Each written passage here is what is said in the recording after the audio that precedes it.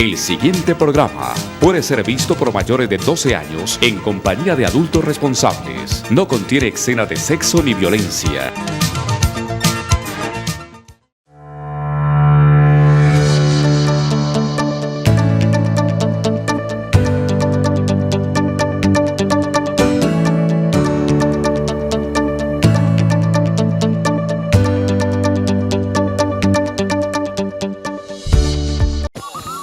Lo invitamos a ver nuestro programa Tablero Jurídico de lunes a viernes de 3 a 4 de la tarde, donde podrás comunicarte con nosotros y resolver tus dudas en materia de derecho laboral y la seguridad social, del derecho civil, el comercial, el derecho de familia, el constitucional, porque aquí en Tablero Jurídico del Canal C tú puedes resolver las dudas que tengan en materia del derecho.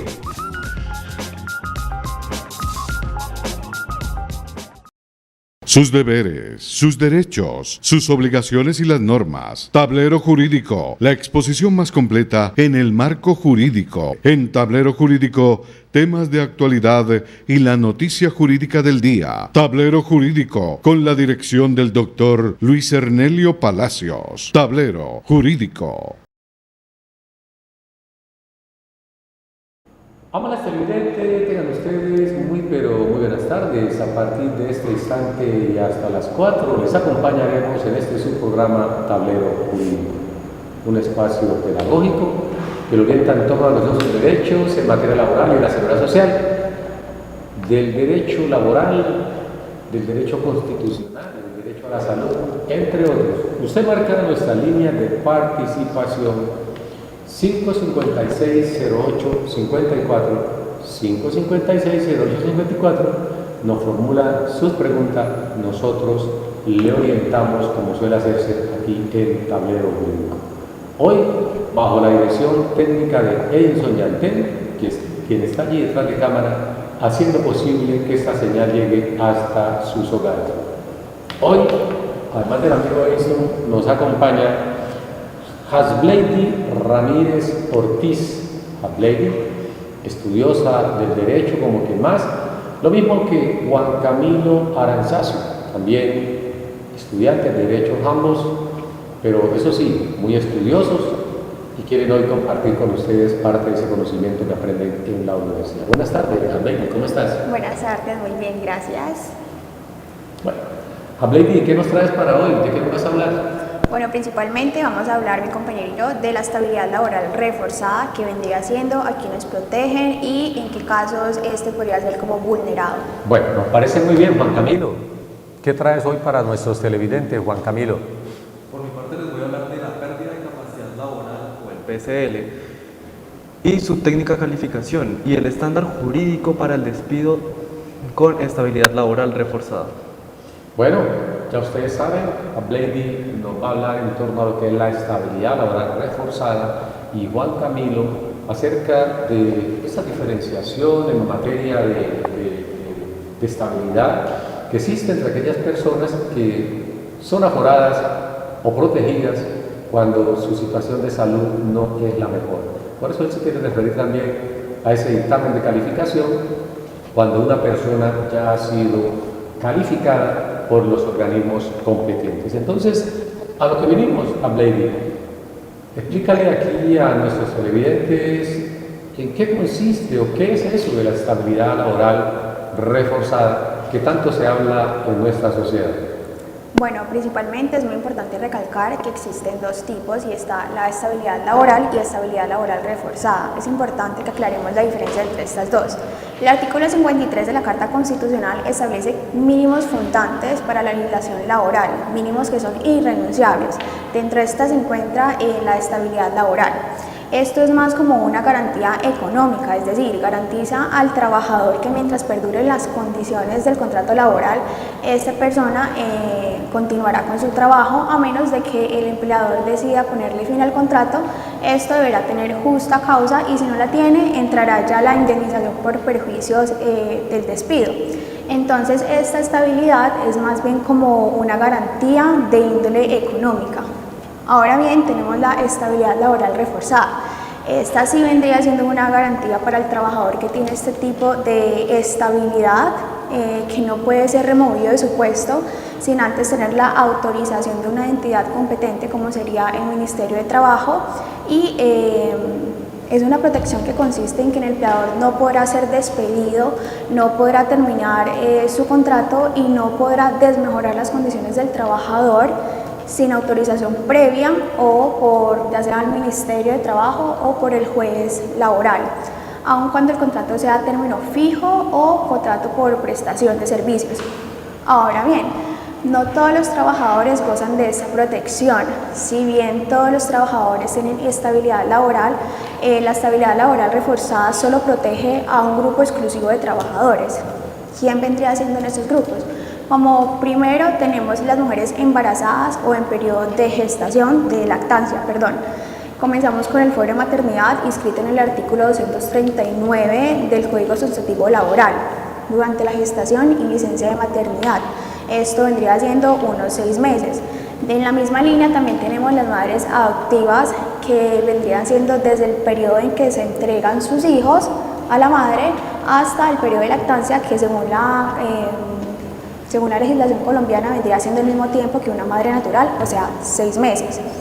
Ojo, el empleador deberá renovar el contrato con la mujer en estado de lactancia o en estado de embarazo, no antes, no después.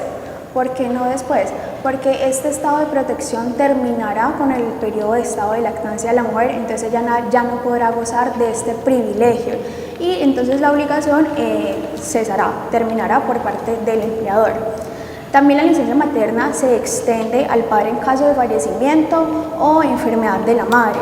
El empleador del padre del niño le considera una licencia de duración equivalente al tiempo que falta para expirar el periodo de la licencia posterior al parto de la madre. Como número 2 tenemos el fuero de paternidad, pues los padres también cuentan con esa protección. La Corte Constitucional extendió a los hombres el derecho de la estabilidad laboral reforzada durante el tiempo de embarazo o de lactancia de sus hijos. La prohibición de despido se extiende a los trabajadores que tengan la condición de cónyuge, de compañero permanente o de pareja de una mujer en estado de embarazo, siempre y cuando la mujer embarazada dependa económicamente del hombre trabajador.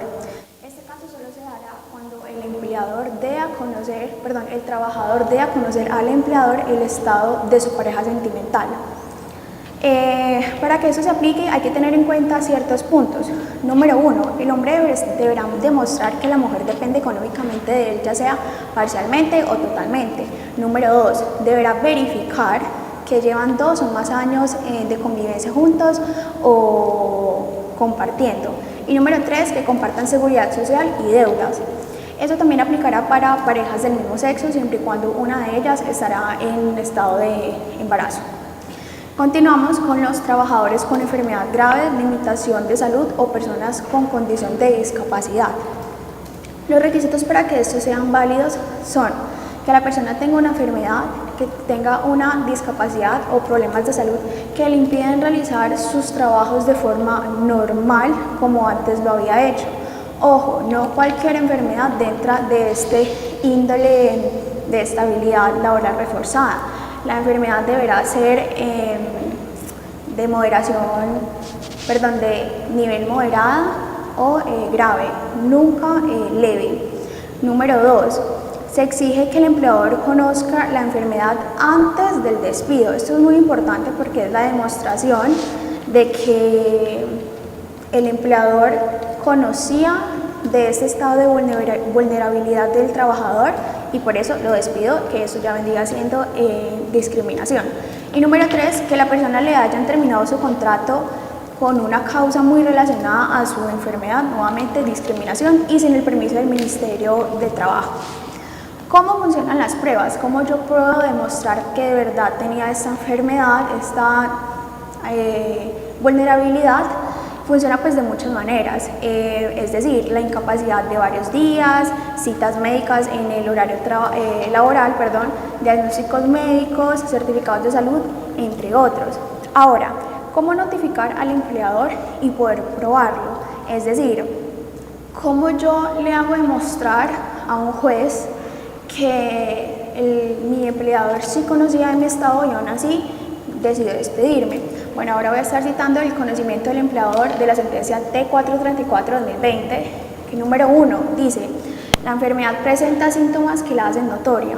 Número 2, el empleador tramita incapacidades médicas del funcionario, quien después del periodo de incapacidad solicita permisos para asistir a citas médicas y debe cumplir recomendaciones de medicina laboral.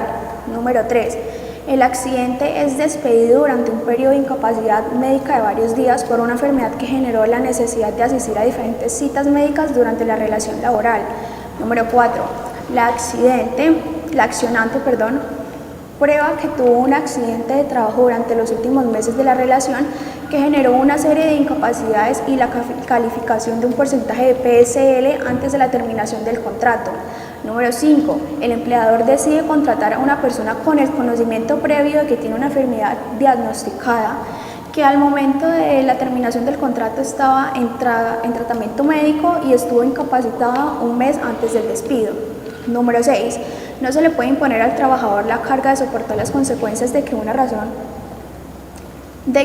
razón a un empalme entre una antigua y nueva administración de empresa no sea posible establecer si esa empresa tenía conocimiento o no del estado de salud del actor. Por tanto, se da la prevalencia de las afirmaciones y pruebas del accionante y no a las demandadas en una contestación de la tutela. Continuamos con los trabajadores con fuero sindical. Según el artículo 39 de la Carta Constitucional, ciertos directivos de los sindicatos no podrán ser despedidos sin justa causa, haciendo valer su derecho de la estabilidad laboral reforzada. Y como por último, pero no menos importante, tenemos las personas próximas a pensionarse, o sea, los prepensionados. Son aquellas personas que les faltan de 3 a un poquito menos de años para poder pensionarse, y estas no podrán ser despedidas sin justa causa o por la autorización de la entidad correspondiente. Los requisitos para acceder a la pensión serían 1, la edad, y 2, semanas de cotización, que se vendría siendo el tiempo de servicio. Ahora, ¿qué pasa si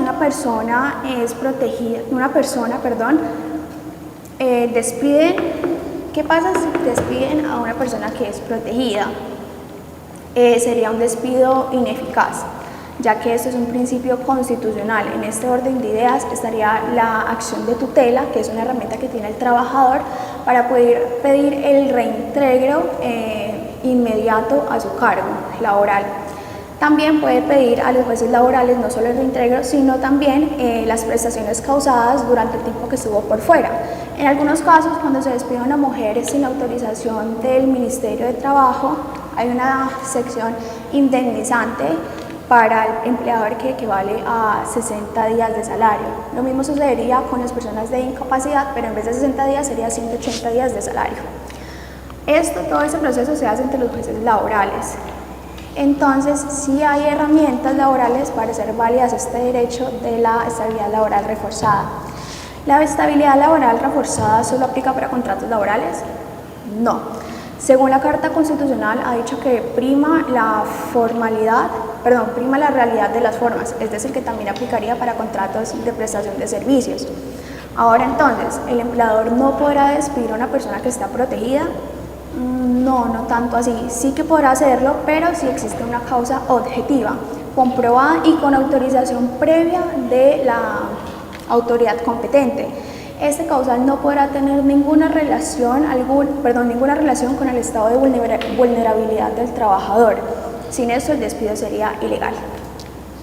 Bueno, está muy bien, Lady, haciendo una exposición en torno a lo que es la estabilidad laboral reforzada en todos los aspectos, no solo en el aspecto del fuero de paternidad, del fuero de maternidad, el fuero sindical, entre otros, sino que hace mención a esa condición que debe reunir una persona para que no pueda ser objeto de despido si previamente no se levanta el fuero. Lo que nos está ilustrando un poco Hasblady es de que no significa que los trabajadores con fuero no puedan ser objeto de despido. Un trabajador con fuero se puede despedir pero debe alegarse por parte del empleador una justa causa. Y esa justa causa que él alega debe acudirse previamente, necesariamente, ante esa entidad competente, que para este caso es el ministerio. El ministerio conoce el caso, va a convocar al trabajador aforado y el empleador debe ceñirse a alegar alguna de las causales de terminación del contrato de trabajo por justa causa que están definidas en los artículos 63 y 62 del Código Sustantivo Laboral. Usted, señor trabajador que nos está escuchando, usted, señor empleador que nos está escuchando, es bueno que conozca sus derechos frente a este tipo de situaciones, porque actuar mal o al margen de la ley puede conllevar a que sea condenado a reconocimiento y pago de una indemnización cuantiosa a ese trabajador o a esa trabajadora que ha sido despedido sin el cumplimiento de los requisitos legales. Vamos a ampliar un poco este tema de la estabilidad laboral reforzada más adelante, pero ahorita queremos dejarles con Juan Camilo Aranzazu para que nos hable un poco de esas condiciones de salud que debe reunir la persona para que se pueda hablar aquí de una de las modalidades de fuero. Hablamos del de paternidad, hablamos del de maternidad, hablamos del fuero, del fuero sindical, entre otros, y vamos a hablar ahorita lo que es el fuero por salud. Juan Camilo, ¿cómo estás? Muy bien, profesor, muy buenas tardes. Bueno, vamos a explicarle entonces a los televidentes, Juan Camilo, en qué consiste ese fuero por salud, al que tú te has comprometido a explicarle un poco aquí a nuestros televidentes. Bueno, para empezar a explicar el fuero por salud, hay que entender qué es el PCL. Y el PCL es el índice de pérdida de capacidad laboral. Este índice lo determina en primera instancia la EPS o la ARL, esto dependiendo si su origen es laboral o común. Esto quiere decir que si la persona sufrió esta circunstancia dentro de la empresa o fuera de ella. Siendo así, que en primera instancia lo determina la EPS o la ARL. Si usted no se encuentra de acuerdo, usted claramente puede apelar a esta decisión, yéndose a la Junta Regional de Calificación de Invalidez, y en segunda instancia puede irse contra las juntas nacionales para poder determinar si su índice de pérdida de capacidad laboral fue justo o no. En cuyo caso de que usted siga sin estar de acuerdo con esta decisión, usted podrá apelar contra un juez laboral, el cual será su última instancia y su última oportunidad. Claramente, si a medida de que pasa el tiempo usted determina que su enfermedad ha empeorado de situación, usted podrá pedir una reconsideración ante este índice. Entonces, teniendo esto en cuenta, hay que entender que si el índice es de menos del 50%, la persona podrá solicitar una indemnización. Otra vez, si es de origen laboral o común, se determinará si el que lo paga es el empleador o un fondo de pensiones. Si el índice es mayor o igual al 50%, la persona podrá ser asignada a una pensión por invalidez. Esto si la persona ha consignado 50 semanas en su fondo pensional, aunque la Corte Constitucional ha dejado claro de que esto no es obligatorio. Ahora debemos entender que también los empresarios tienen derechos y que ellos pueden considerar despedir a sus empleados, tengan fuero o no, pero con una causa justa. Y esto lo determina el artículo 62 del Código Sustantivo del Trabajo, el cual determina que las causas justas son faltas graves del trabajador, como robo, fraude o deshonestidad, violencia, amenaza o injuria. Además, daños intencionales contra la empresa. Segundo, incumplimiento de sus obligaciones. Incumplir el contrato o reglamento, desobedecer órdenes legítimas o negligencia grave en el trabajo. Tercero, bajo rendimiento deficiente reiterado. Para esto, el empleador deberá notificárselo con antelación a su trabajador, solicitándole mejorar su capacidad. Si el trabajador no mejora su rendimiento, el empleador podrá despedirlo. Cuarto, problemas disciplinarios como embriaguez, consumo de drogas en el trabajo. o indisciplina grave. Quinto, situaciones legales o externas, detención preventiva prolongada o relevación de secretos de la empresa. 6. Ineptitud o incapacidad, falta de habilidades para el cargo o no verse adaptado al trabajo en el tiempo estipulado. Además de que si su contrato de trabajo es de prestación de servicios y el servicio por el que fue contratado ya no existe, el empleador deberá demostrar que el motivo por el que fue empleado ya no existe. Esto lo debe hacer ante el Ministerio de Trabajo, el cual determinará si el despido es justo o no. Para esto, podríamos dar un ejemplo clave, como por ejemplo una persona que haya sido contratada para construir una pared. Si la persona tuvo un problema grave de salud y el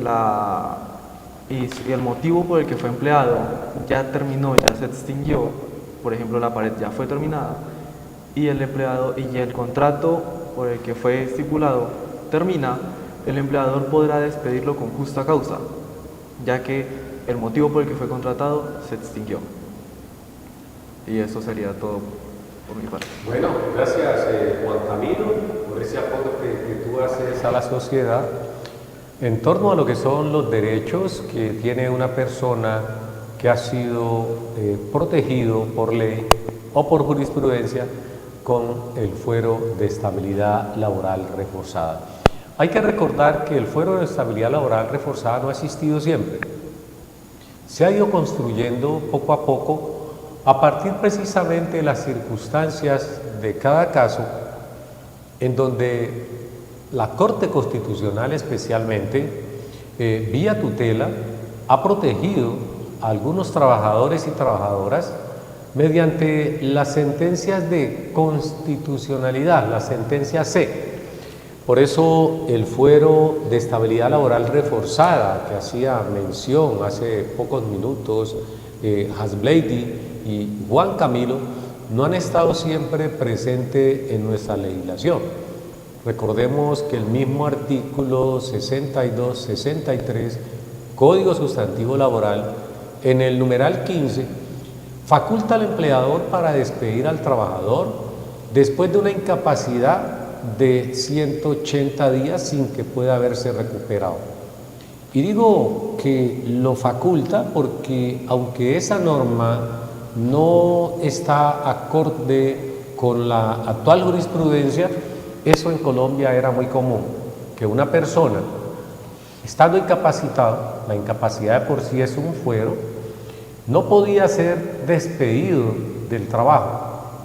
Sin embargo, a partir de nuestra Carta Política del año de 1991, cuando se consagró en su artículo primero el Estado Social de Derecho, se pasó a tener una protección ya real por parte de la ley y la Constitución a las personas que por algunas circunstancias se encontraban en condiciones deplorables de salud. En este caso, el fuero por salud, como hemos estado anotando.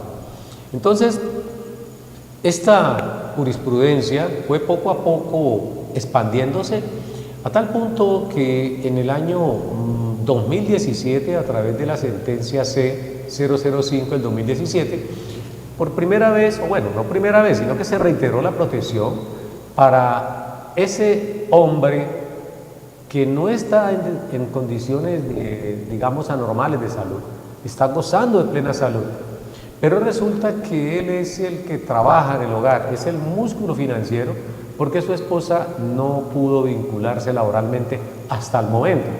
Entonces, este caso que está allí en la sentencia C-005 de 2017, lo que le impone al empleador es la obligación de mantener en el trabajo a ese trabajador cuya cónyuge, compañera o compañero permanente está en estado de gestación o está gozando de una licencia de maternidad, en este caso. Recordemos que la licencia de paternidad, de conformidad con la ley 1822 de 2017, enero del 2017, pues estableció que eran 18 semanas las que deben reconocérsele por licencia de maternidad a una mujer. Si el parto es de un niño, si el parto es múltiple, es decir, 2 o más niños, este número de semanas se va a aumentar a 20 por licencia de maternidad. ¿Por qué nos tomamos el tiempo para explicar esta parte? Porque además de las 18 semanas, bueno, de los 9 meses de gestación, eso es lo que permanece el feto en su proceso de evolución. Además de estos 9 meses, siguen 18 semanas de licencia de maternidad, si es un niño, o 20 semanas. Entonces, durante este lapso de tiempo, desde la concepción hasta 18 semanas después del puerperio o del parto, ese hombre tiene un fuero, igualmente esa mujer. Pero el caso que estamos analizando es de la licencia de paternidad. ¿Por qué? O el fuero de paternidad, que es distinto. No es lo mismo licencia de paternidad que fuero de paternidad. En el caso del fuero de paternidad significa que si ese hombre trabajaba, la esposa no estaba laborando por alguna circunstancia y quedaba en embarazo, no se podía despedir al progenitor, al padre de ese niño cuya madre estaba sin un trabajo formal o informal. Había que protegerle ese fuero. Esto, reitero, se fue recogiendo en la jurisprudencia hasta que finalmente se incorporó en nuestra legislación. Recordemos que muchas sentencias, sobre todo las de tutela, producen efectos interpartes, no son efectos erga omnes para todo el mundo, efectos generales no, son efectos en su mayor parte entre quienes están convocados a un litigio. Pero la ley ya es distinto, porque la ley es general, la ley no hace alusión a un caso específico, sino que aplica a todas las personas.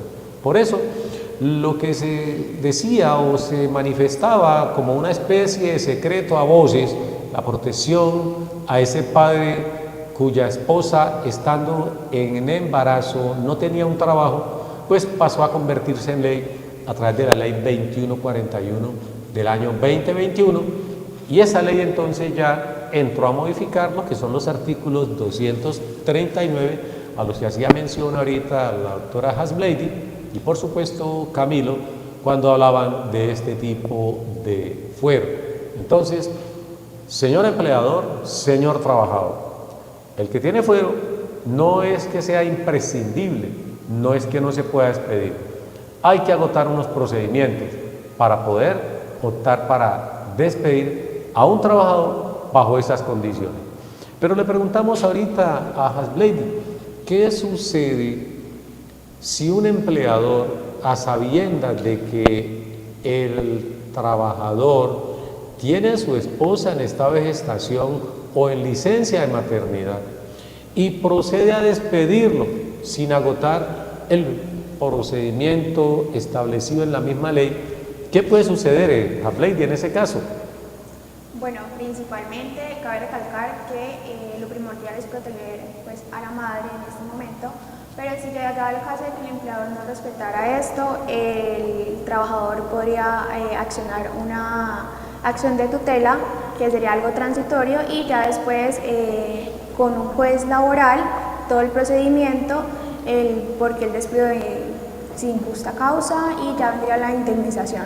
Perfecto, esa indemnización que hace mención a 60 días precisamente de salario, es decir, señor empleador, antes de despedir a un trabajador que esté aforado con fuero de paternidad, usted consulte a su abogado de confianza, quien debe orientarle, y ojalá el abogado de confianza sea idóneo o experto en el tema del derecho laboral o de la seguridad social, porque su abogado es experto en otro campo y puede ser que le dé una orientación que no sea apegado a la ley o a la jurisprudencia, y usted puede incurrir en serios o en serias condenas, porque recuerde que además de la sanción de 60 días por despedir a un trabajador con fuero de maternidad, con fuero de paternidad, además el empleador se expone a que tiene que reintegrarlo si así lo considera el juez, si así lo solicita el trabajador. y un reintegro después de 4 o 5 meses o más tiempo y tener que reintegrarlo, recuerde, estos reintegros normalmente se ordenan sin solución de continuidad, es decir, que debe reconocerle y pagarle los salarios causados desde que se produjo el despido sin el lleno de los requisitos hasta que es reintegrado. Y debe pagar no solamente los salarios, sino que también debe pagar los aportes al sistema de seguridad social durante el lapso de tiempo el trabajador estuvo por fuera de la empresa y pagarle adicionalmente las prestaciones sociales que se causaron. ¿Por qué? Porque los jueces normalmente ordenan reintegro sin solución de continuidad, es decir, volver al estado normal como si nunca hubiesen despedido a ese trabajador. Es bueno conocer sus derechos porque en la medida que usted los conozca bien, le evita una confrontación jurídica con su empleador o con su trabajador, según el caso. Aquí en Tablero Jurídico se lo decimos y esperamos que usted lo haya acatado o lo acate al pie de la letra, lo escuche y lo ponga en práctica. Si bien es cierto, usted como empleador tiene la posición dominante frente a sus trabajadores, no podemos desconocer que esa posición dominante tiene unos límites y que usted no puede salirse del marco legal para desconocer los derechos a unos trabajadores, sobre todo cuando gozan de fuero en sus diversas modalidades. Con esto pues queremos contribuir a aclarar un poco aquí la situación de esa relación que puede resultar conflictiva, no debiendo ser, porque trabajador y empleador deben vivir siempre en armonía. Lo he dicho, el empleador necesita esa fuerza de trabajo y el trabajador necesita esa remuneración para poder subsistir, para poder tener un ingreso que le permita vivir en condiciones dignas con su familia.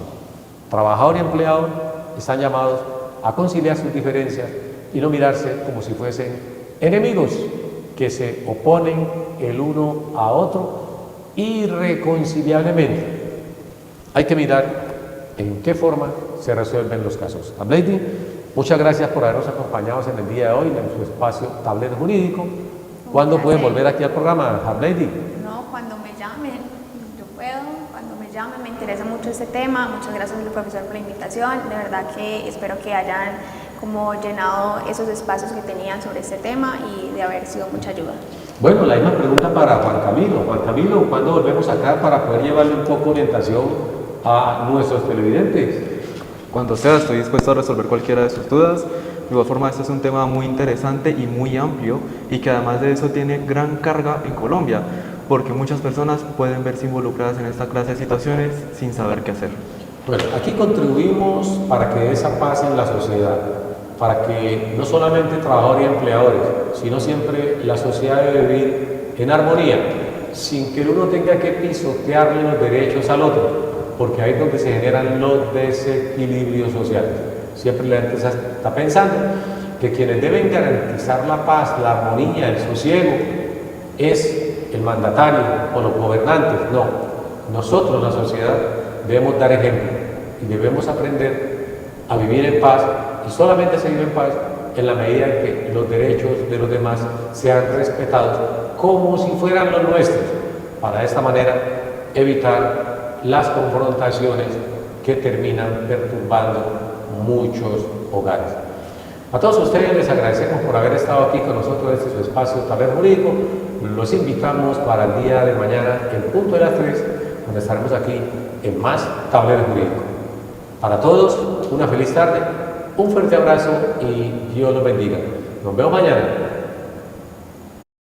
Sus deberes, sus derechos, sus obligaciones y las normas. Tablero Jurídico, la exposición más completa en el marco jurídico. En Tablero Jurídico, temas de actualidad y la noticia jurídica del día. Tablero Jurídico, con la dirección del doctor Luis Ernelio Palacios. Tablero Jurídico.